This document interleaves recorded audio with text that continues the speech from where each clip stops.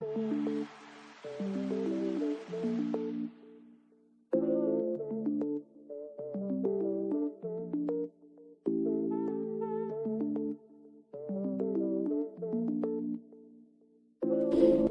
hello, hello. Welcome, y'all. We are back with RJ Verified, and we have successfully completed our first recording. So we are on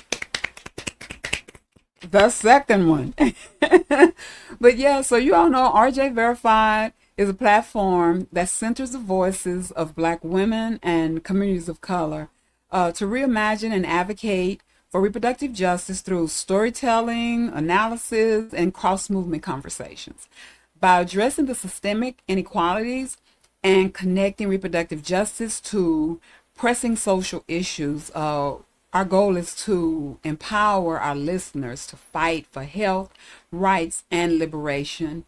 And our vision and what we envision with RJ is a world where every individual have the autonomy, resources, and support to make informed decisions about their health and lives.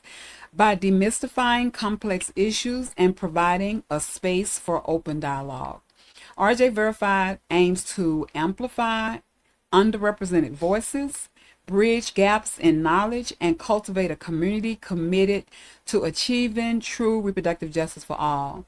And we just and another one of our goals here is to have intersectional conversations, create intersectional opportunities for folk who are out here doing amazing movement work and just helping us to identify how all of this work is reproductive justice. We want to change the narrative, or we want to reclaim the narrative that reproductive justice is just work that centers our reproductive ability. We want to talk about how movement work provide us with the opportunity to fight for our entire lived experiences, not just those experiences that's directly 100% connected to our womb. Reproductive justice is beyond that. So we will continue these conversations. We will expand these conversations, and today's conversation will be an expansion of those conversations. So it's Juneteenth weekend, right? Woo-hoo. I mean, whoop whoop! It's Juneteenth weekend, or Juneteenth week, and so lots of Juneteenth commemorations are happening. But we want to talk about today. We're going to be talking with Dr. Amber.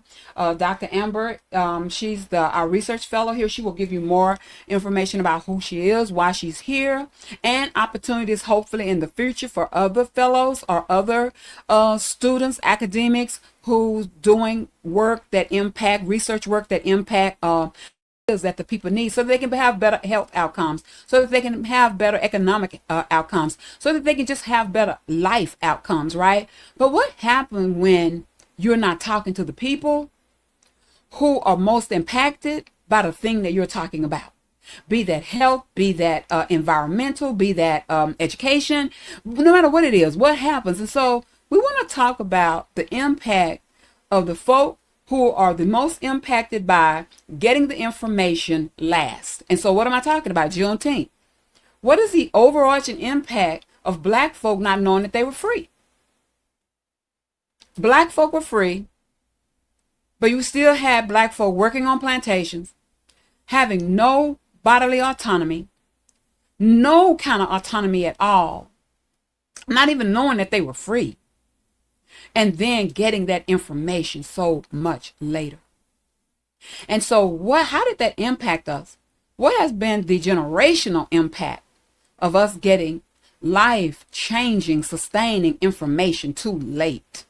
It still happens now. Look how long people live, even when we're talking about Dallas, look how long people lived in communities like West Dallas, Oak Cliff, South Dallas, where they lived in environmentally unsafe spaces for years that impacted people's ability to learn, that caused birth defects in some way or another, that impacted people's lives. The impact of that, they were doing studies. They knew what was in the ground. They knew it was there. They intentionally sold us homes in those places. What does that mean when we get this information so late? Yeah, people got monies and stuff like that from lead poisoning, but the impact of that was already felt. Mm-hmm. And so what is the why? Why is this happening? What is the missing link that make this happen? So we're going to talk about that with Dr. Amber today. I'm super excited. I love talking to Dr. Amber. Anyway, I always walk away knowing so much more than when I started. And so I'm hoping that that same thing is going to happen to you all today. And we're going to tie this in to reproductive justice. And we're going to tell a whole story here before we leave today. So welcome, Dr. Amber.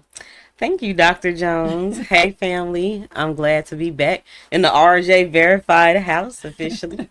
Last time I was here, we were doing our commercial and just getting y'all ready for what was to come. So we're here now, and I'm glad to be here. As Dr. Jones said, my name is Dr. Amber Reed. I am two-time HBCU grad.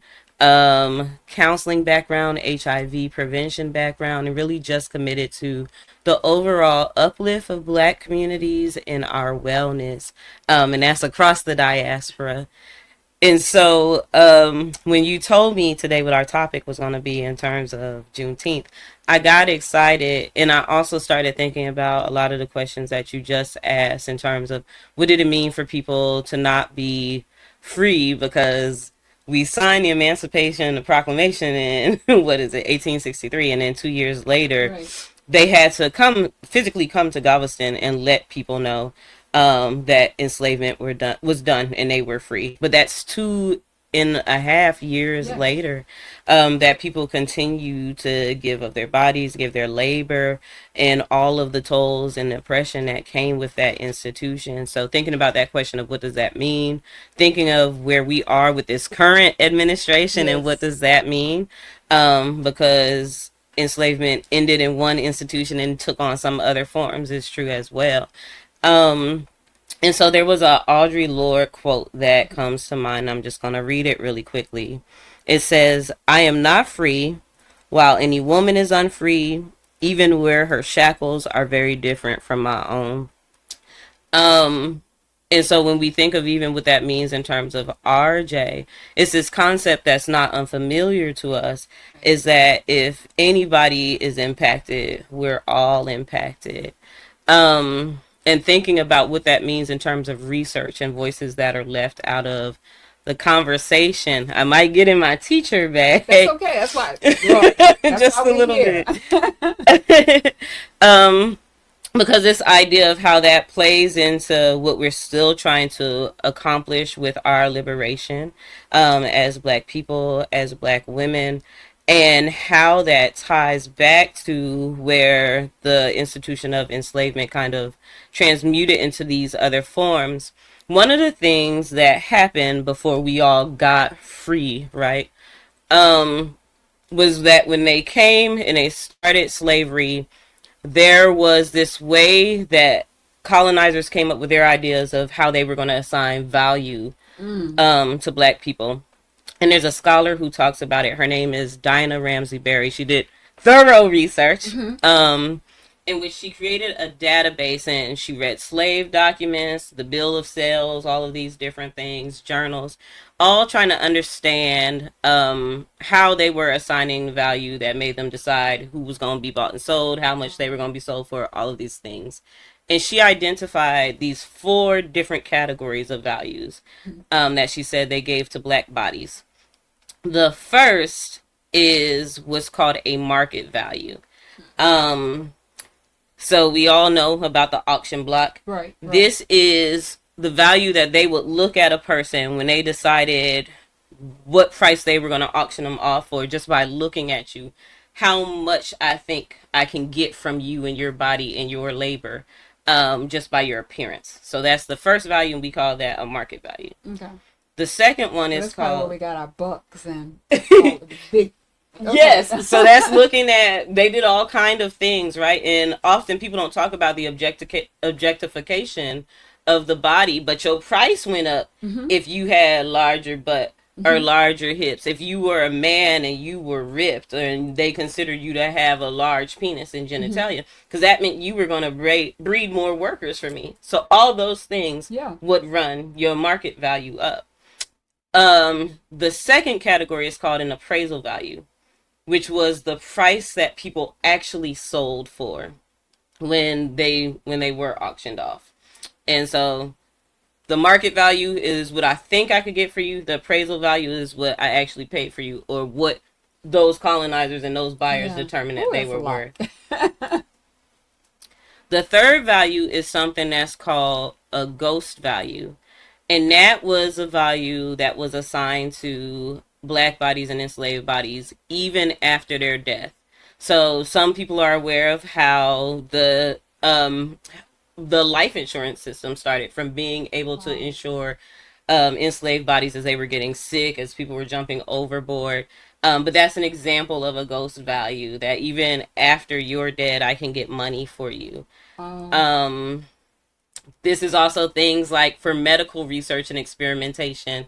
Someone is dead and I'm buying their body for us to experiment on. wow. In modern day, it looks like we kill George Floyd or Mike Brown or whoever, and then we pay their family this amount of money as if to say that's what they were worth. Okay. Okay. Um, Wow. mhm. Wow. So all these things still persist, right? Even if you think about the the auction block concept, we see that if I'm offering you a sports contract or a rap contract, even if I'm just offering you a regular job, I look at your black body and what I think I'm gonna get from your productivity, and that's my market value. Would I actually pay you in your salary? That's your appraisal value, right? And then you have this ghost value for the money that gets paid out even when black bodies are dead. The fourth value was the only value That was that deep, Dr. Amber. So much ran across. I mean, I'm gonna let you give us that fourth value, but so many things was running across my mind when you said that. But yeah, it like gets really even deep. what you're offered when you go for a job interview, what you're offered, even before they look at our resume or whatever. So a fat black body is gonna be offered something different Hmm. from another kind of body. A dark skinned body is gonna be offered something Then a different than lighter a light skin body. skinned body. Absolutely. Wow. And all of them gonna be offered something completely Completely different than a different from white what a white body. body get. Wow. Absolutely. Okay. And so the fourth value, Dr. Berry says, is the only one that the enslaved or black people got to assign to ourselves. And that's called a soul value. So that had to do with how much we believe we were worth, regardless of what anybody was saying or trying to sell us off for. Um, and so that speaks to, right, people who said, well, I'm worth so much that I'm going to jump overboard because this is not the life that I'm choosing. Or people who, when offered opportunities to accept bribes on the plantation, opted out because said, no, you can't like pay me to sell out my fellow people. Just like some people are holding still with that today, and Yeah. then sometimes we don't get that from other people. But That's interesting. I'm gonna let you go back to the body thing. So I admit y'all, I'm not really looking at this P. Diddy trial, but I take snippets from it from time to time.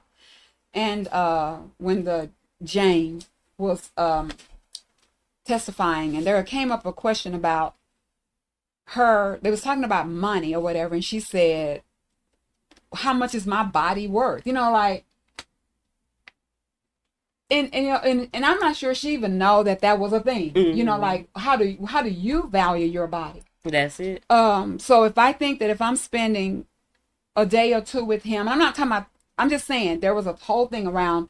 I guess I don't know because I'm not really looking at it, but where she's gonna leave him or stay with him, and then there was a dollar amount came out, and then they questioned her about it, or it might have been the purse or what I don't know.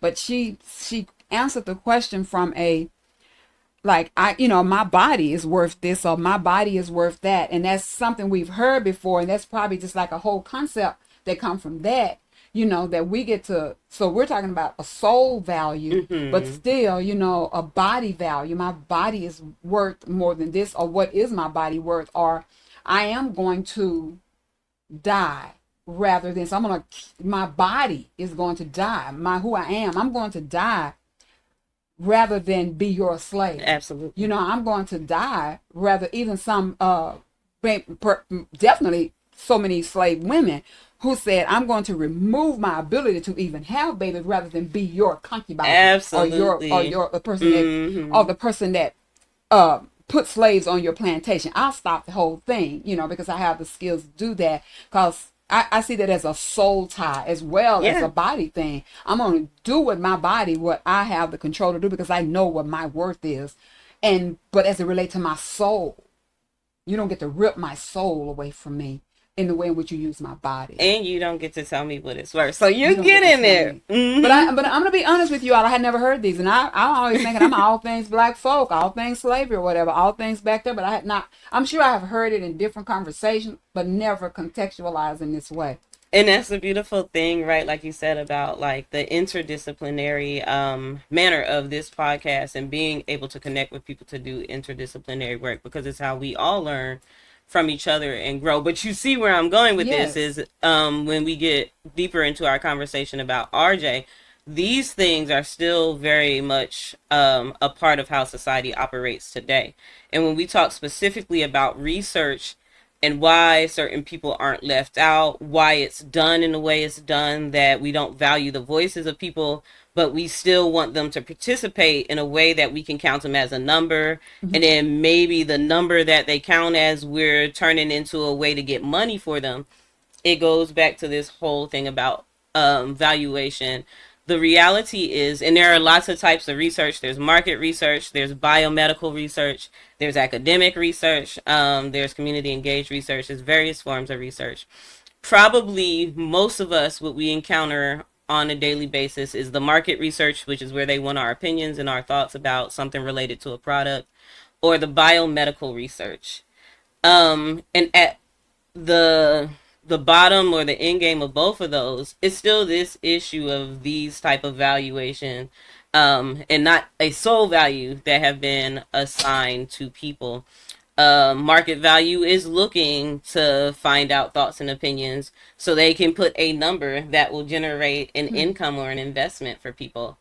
Biomedical research, we say, is about being able to find solutions for healthcare, and that will allow us to make people well. But there are also ways that biomedical research has contributed to harm in Black communities, has contributed to the perpetuation of stigma around various topics. And a part of that is because, again, when you cut the voice out, or if we start to jump to conclusions that having this illness or this issue in your body then changes the worth of that body, then we end up with things like stigma, Mm-hmm.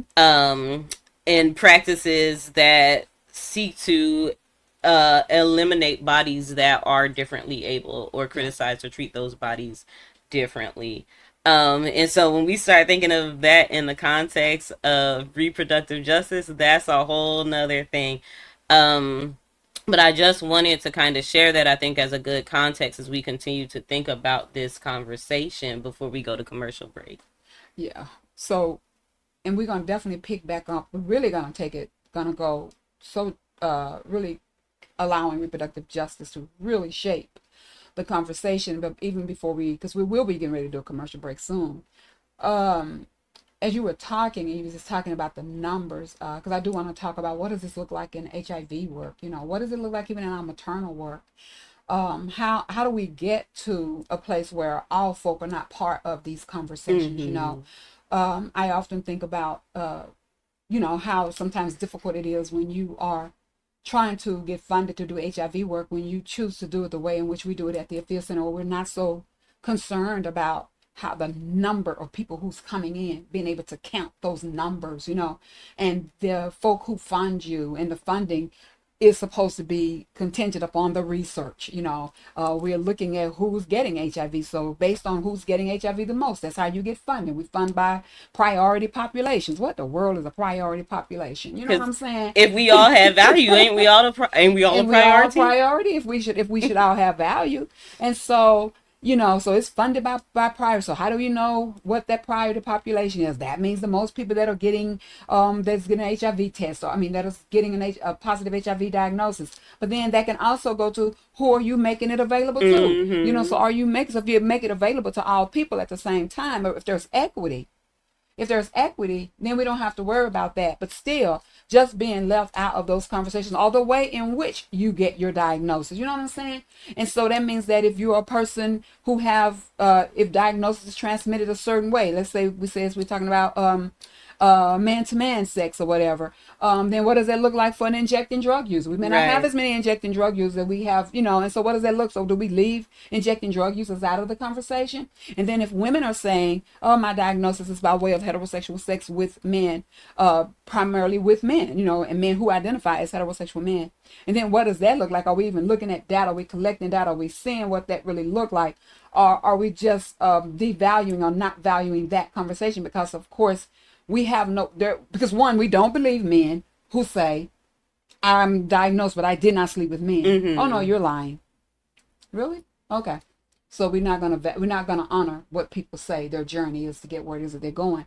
But I'm just saying, how the numbers drive how you get funded to do very valuable work that may not look like numbers, but just literally may look like the people that you're trying to serve, because it's so important that their stories are part of what drive those numbers. Correct. That's so important. But we don't really think about it that way. And so since we don't really have the funding, then it kind of get in the way of us bringing the people in. So often women living with HIV, specifically black women living with HIV, they're not really they're not seeing in that No. data. They're not, and there's always they're just not coming. Well, if you're not talking to them, then they're not coming. So to me, it's kind of like Juneteenth.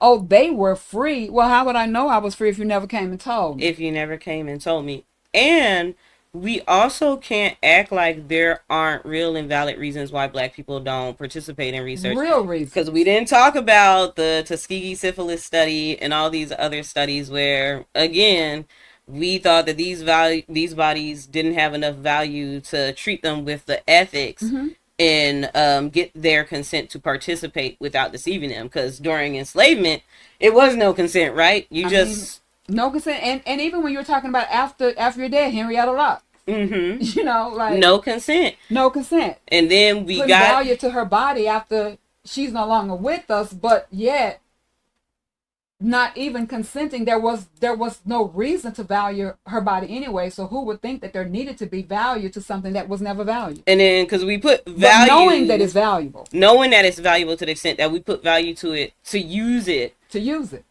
But I'm sure her family ain't seen the reparations that they should they should see. see. So we don't value it enough to do We that. don't value it enough, and that value go even lower when we're talking about black women. Mm-hmm. And we could say the same thing I said about HIV. I can say the same thing about maternal mortality. Absolutely. Been screaming about what's happening with maternal mortality and black women.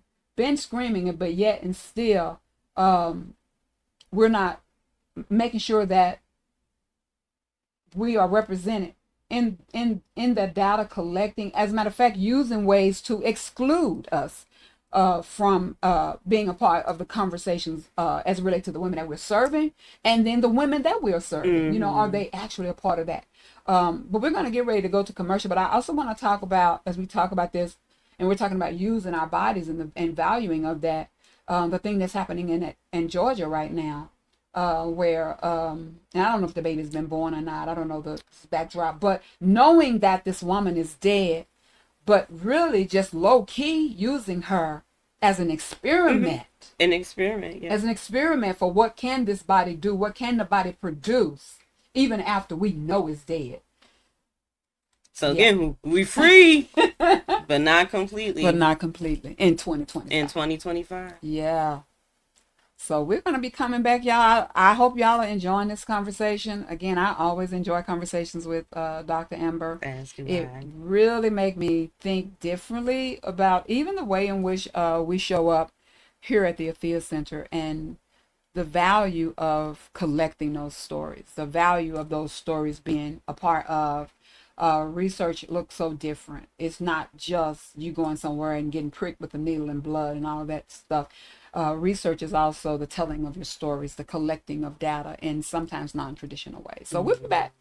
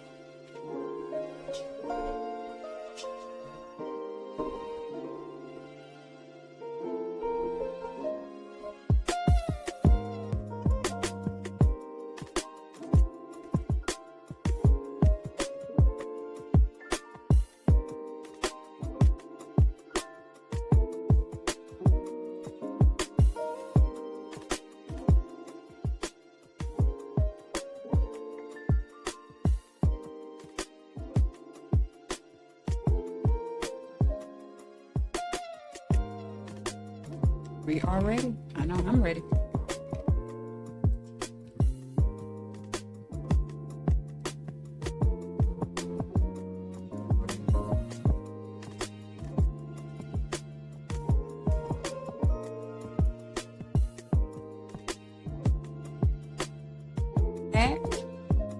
Again, I hope y'all have enjoyed the conversation thus far. I'm super excited about it. We're talking about what happens, when we're gathering information, and the folk who are the most impacted by the information that we're gathering get the least amount of benefit from the information that's been gathered. What happens when you know that a thing has happened, but the people who are going to be, again, the most impacted by it are the last ones to get the news? So we are here. This is the week of Juneteenth, and we know what happened with Juneteenth. Folk were freed, and we didn't find out about that till like a year and a half or so later here in Texas.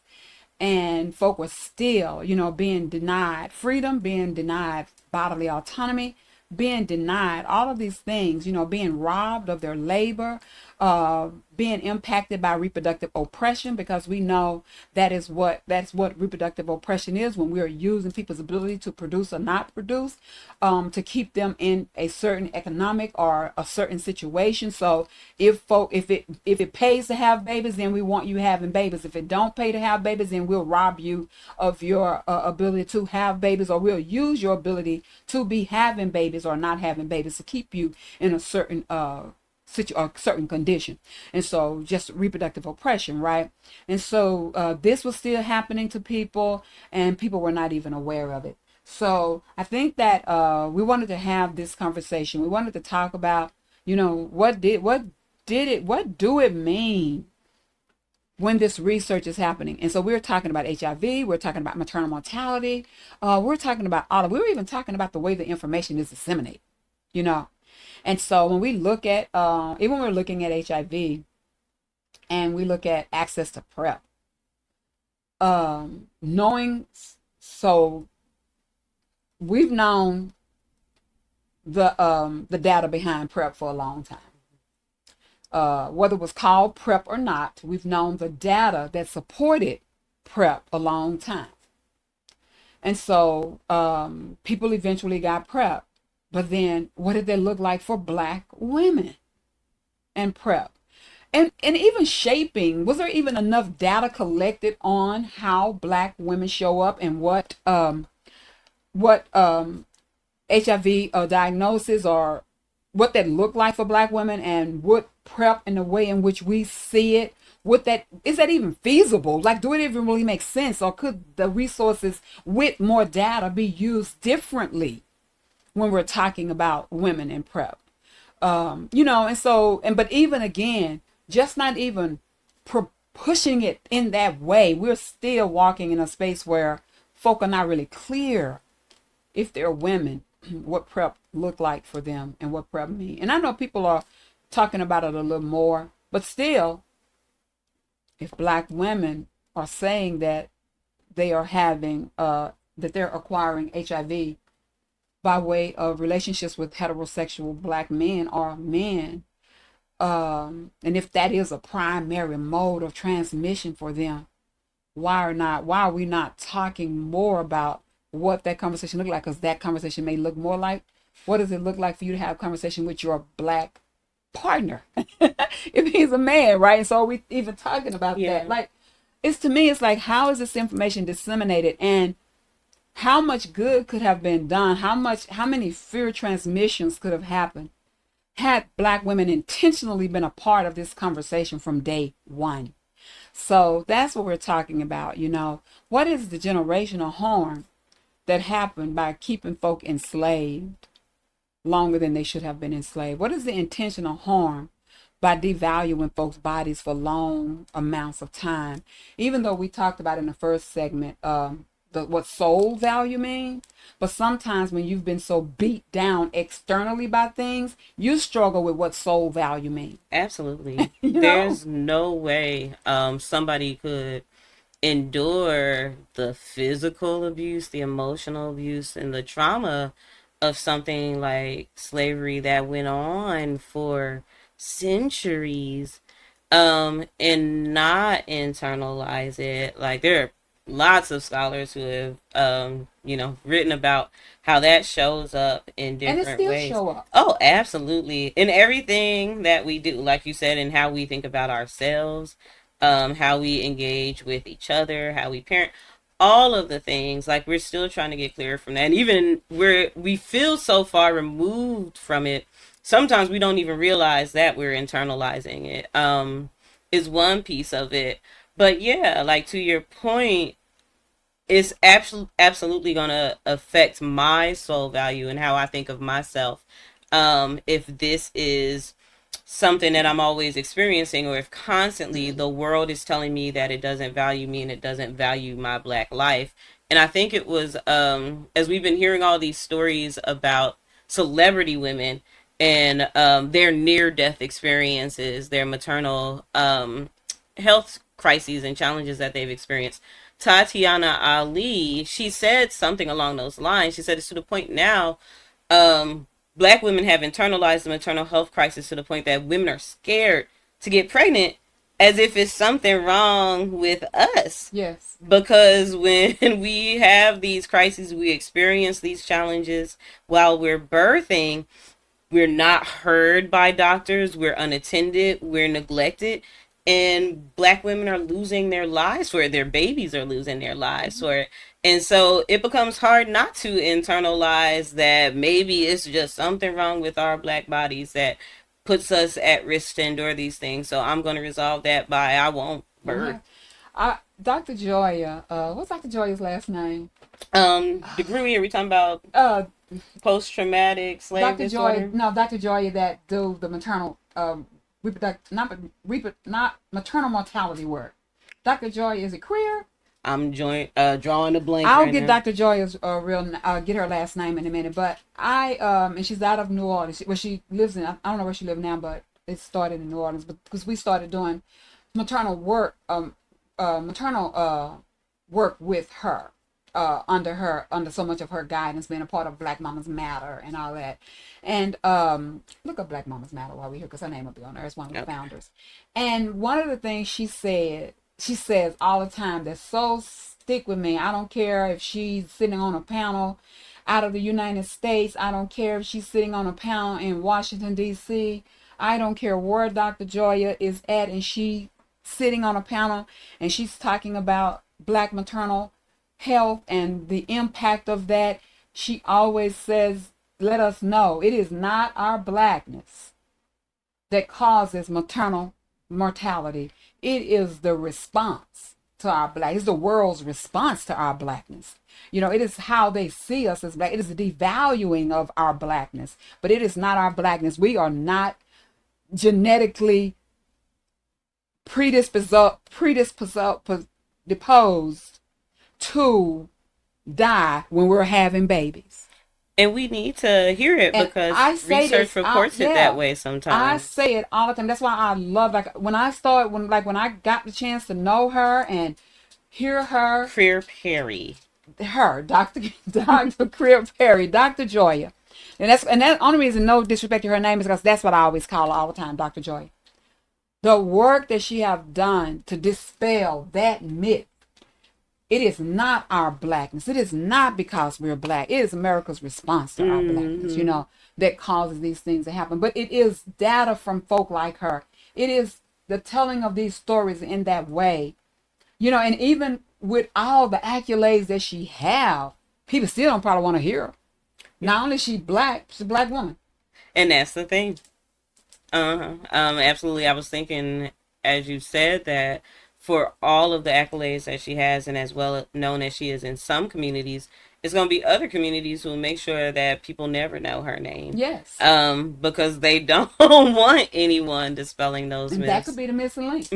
That is absolutely a part of it. Is we see it, right? They're banning programs where we at any level, K to 12, college level, they're banning people from even being able to educate on this kind of stuff. And so that's absolutely one part of the missing link right there. We got missing links, plural. And creating barriers for black academics to be in spaces where they prioritize black bodies, black folk, black experiences.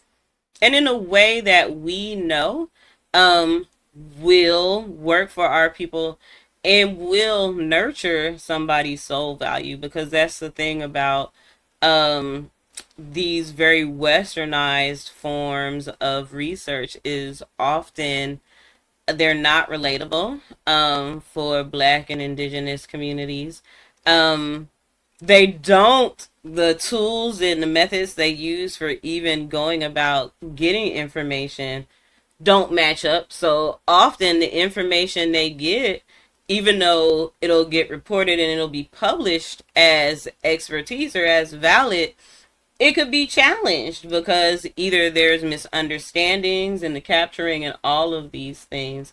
And so it's so important to have researchers, black researchers, who use methods and approaches from our worldview to get information on our people.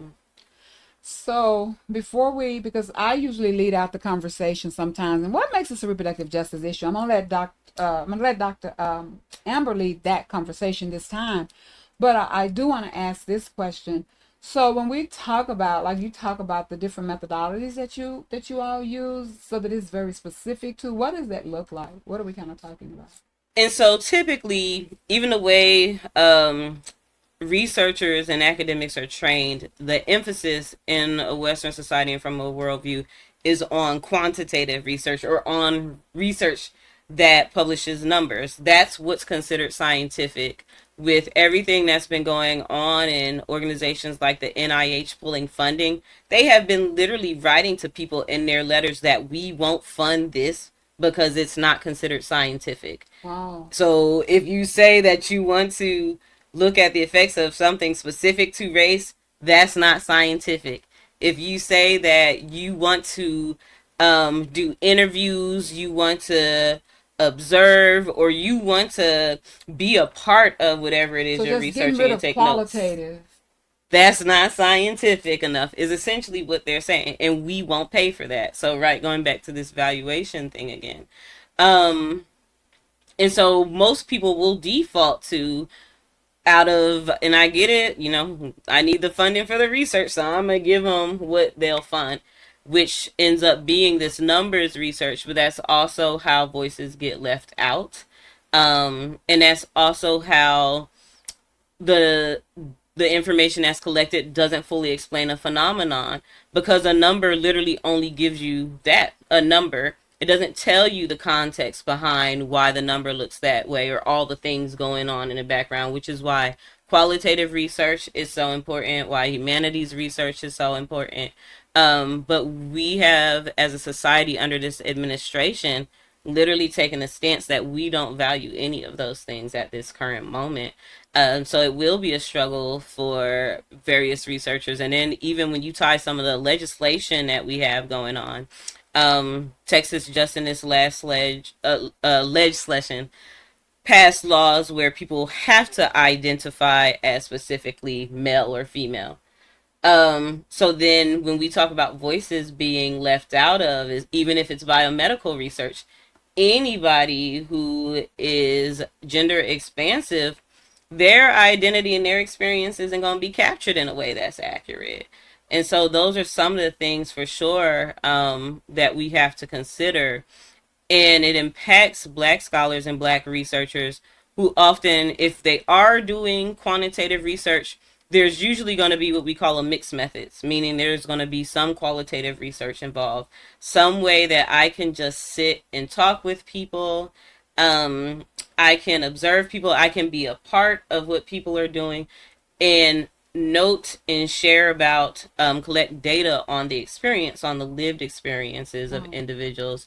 And that's what makes, what the AFIA Center does so special, because also those are the type of research experiences that allows you to engage with the community so that it becomes a reciprocal okay. relationship, right? Versus I'm just coming in to ask you for something. Yeah. um but when I sit with you one on one and get your story, or even in a group and get your story, or I do an ethnography, so we participate in whatever it is I'm studying together, that automatically builds a rapport that you don't get from just capturing a number, or just flying by. And so, also, then, in whatever it is I'm doing, I have the opportunity just by making you feel seen and heard that way to reaffirm that you do matter and that you have value. And so that does boost what somebody, thinks internally of themselves in terms of being more than a number in research. I think I know the first time I had the opportunity to sit on a cab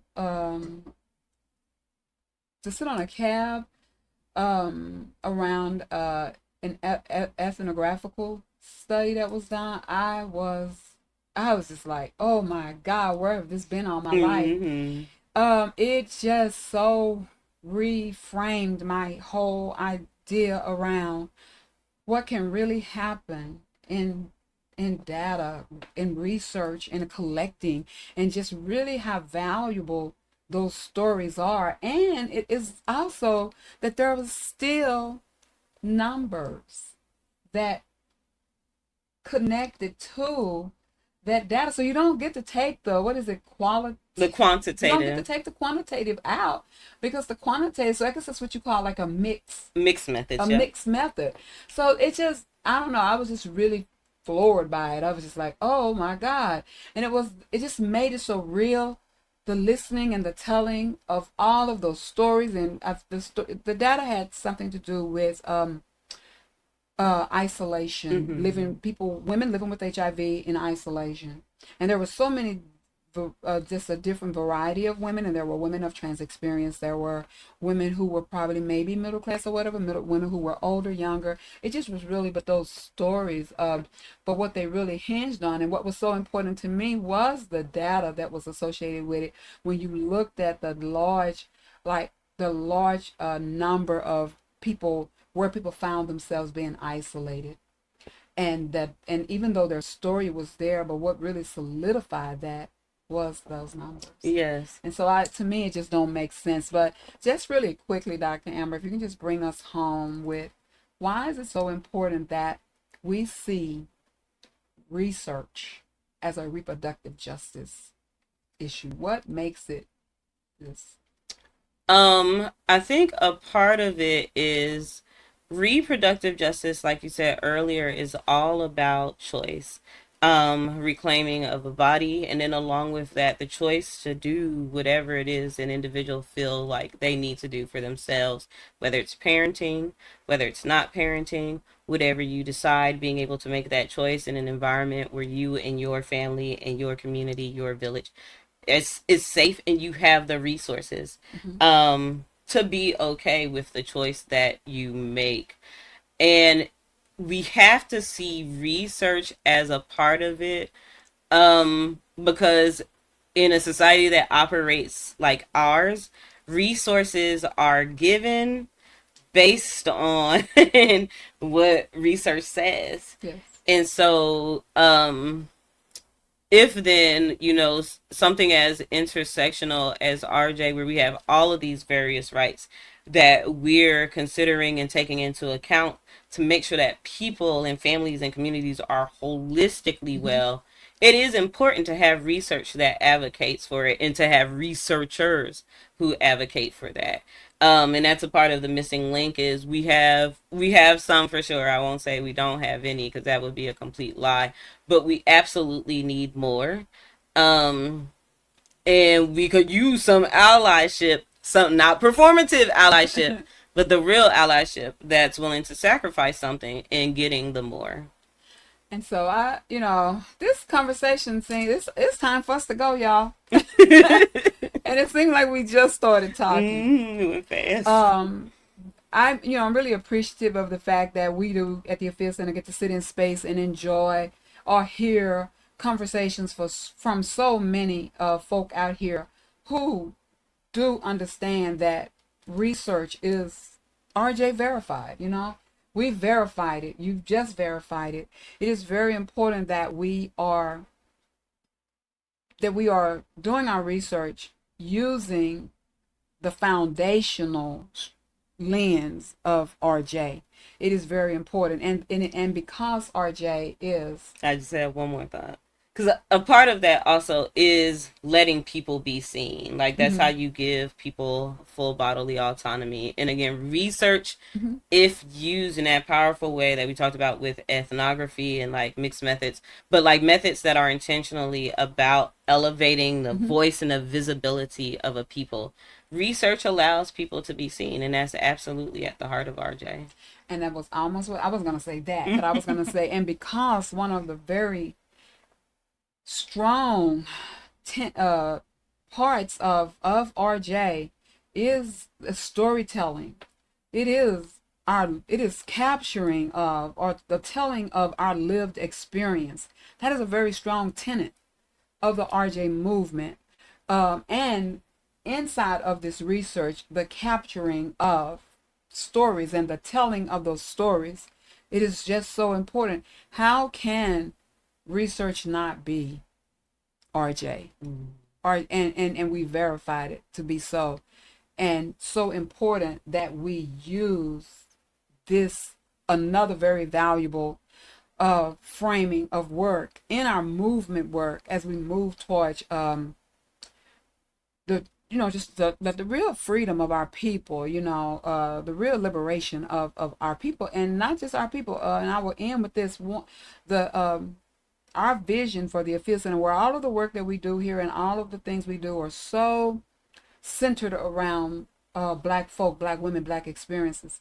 But our vision is that when all women, Black, Indigenous, whomever these women are, have achieved their full human rights, so social justice and human rights. And that is a very important tenet also of reproductive justice, is the fulfillment of our human rights, because it's based on the fulfillment of our human rights. And that don't happen if all people are not being seen and all stories are not being told, and that information getting to us in a timely manner so that we can reap the benefits of what that means for our lives. So this has been great. This is our Juneteenth. Happy Juneteenth, celebration or acknowledgement, and it's just letting us know that we have come really far, but there is still so much more that's got to be done. Peace out, and y'all be good.